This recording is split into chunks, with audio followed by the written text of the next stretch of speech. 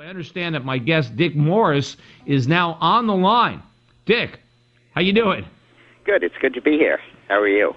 Good. It's nice to have you on my show. So let me pick your brain a little bit, talk a little politics of what's going on in the Republican Party, because I know you follow it very closely, and I wish you luck with your book. I mentioned it just before you came on. I was at CPAC. I don't know if you were. I didn't see you there. I don't know if you were there or not. Right. But you can. When I was down there, I mean, you can certainly almost draw a line between the conservative wing of the party that maybe is the Mitt Romney, everybody, a lot of the other cookie cutter standard names, and then the libertarian wing, the Ron Paul, Gary Johnson wing. And I still think maybe I would figure that the CPAC split maybe 70% conservative Republicans, 30% libertarian Republicans.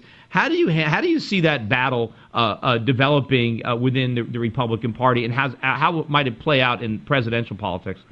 Well, I strongly oppose Ron Paul. I think he's horrific. He wants to end the war on drugs. He wants us to end the war on terror. Do you think we're winning the war on drugs? No, because we're not fighting it. We're not fighting it. We don't have enough we don't have enough laws against drugs. I mean, we should drug test every high school student. We should drug test everybody that gets a student loan.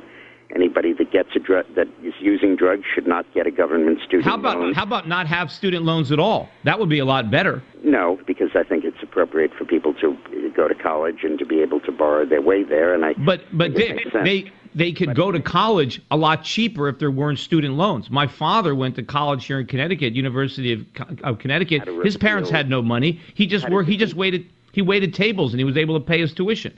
Peter, I'd like to talk about my book, which is Revolt: How to Defeat Obama and Repeal His Socialist Agenda, because that's really what I'm focused on. Right, but I think part of that socialist agenda is this perpetuating the educational bureaucracy through the use of student loans that jacks up the cost of college and enslaves our kids into a lifetime of debt just to prop up an educational bureaucracy. So I think if you really want to defeat some of these socialist policies, we might start with education. You know what, Peter?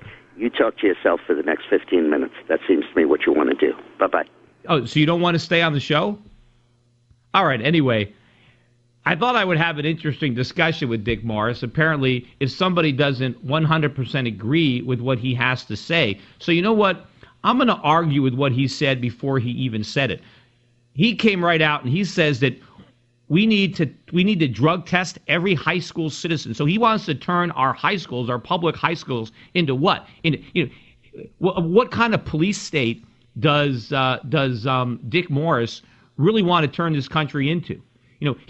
It's really not a war on drugs. It's a war on civil liberties. It's a war on individual freedom. Look, anything the government declares war on, it loses. We declared war on drugs, and we have more drug use. We declared war on poverty, and we have more poverty.